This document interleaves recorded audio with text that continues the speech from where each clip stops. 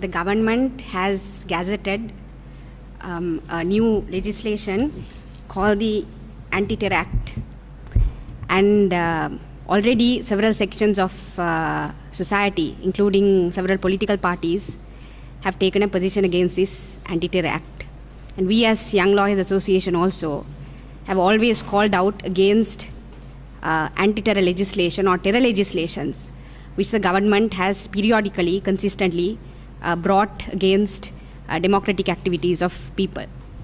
So the anti-terror legislation or the Anti-Terror Act, I would say, is the next phase of the Prevention of Terrorism Act. As you already know, the Prevention of Terrorism Act was passed in 1979, and for nearly 3 decades it was almost exclusively only used against Tamil people. And then soon after the Easter Sunday attack, it was used against Muslims. And you might remember that within a few weeks, nearly 2,000 Muslims were arrested under the Prevention of Terrorism Act. And several of them had nothing to do with the Easter Sunday or any form of violence, and they were arrested because they fell into the wrong profile. So the southern part of the country did not see the implication of the Prevention of Terrorism Act until, of course, very recently, 3 students from the IUSF got arrested. And then now the entire country realizes what the Prevention of Terrorism Act was and has been. And therefore, there has been a change of mindset in what anti-terror legislation can do in a civilized society. So the government also, in the last few months, have been saying we need to repeal the Prevention of Terrorism Act.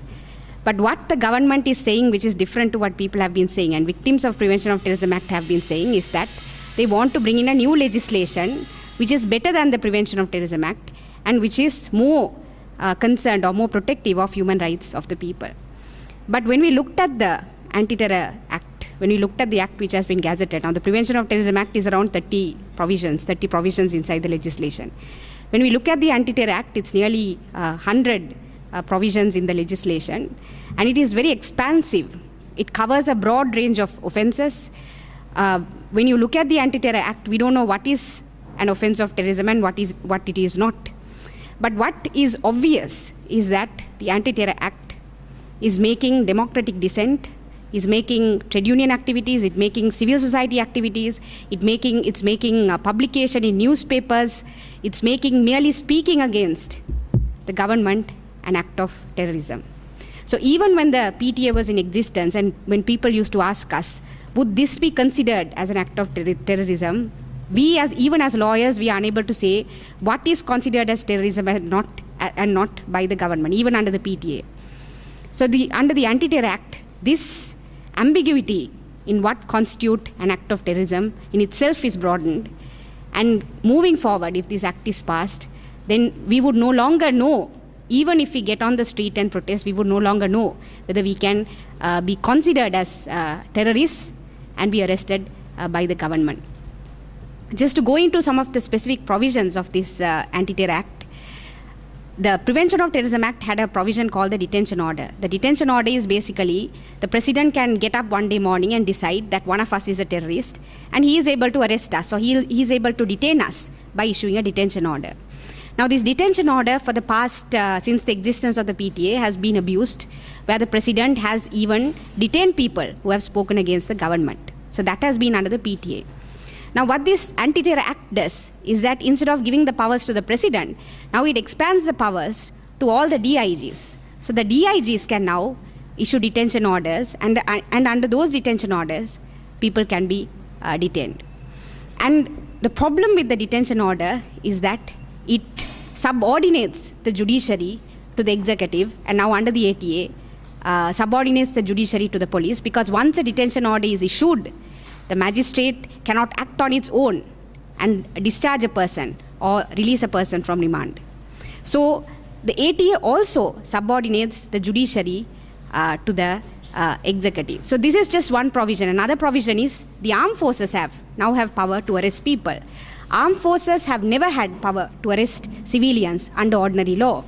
So when you have provisions, permanent provisions in the ATA empowering the armed forces to arrest people, then you're militarizing you're militarizing a civilian space, and you're permanently militarizing the civilian space and democratic spaces in Sri Lanka. So permanent militarization is also introduced through the ATA.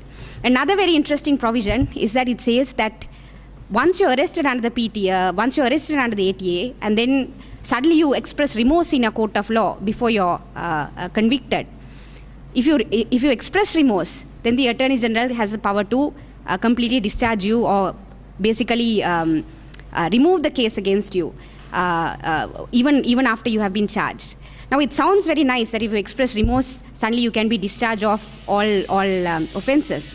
But what this does in practice is that the state can arrest you and detain you and keep you in remand for several years.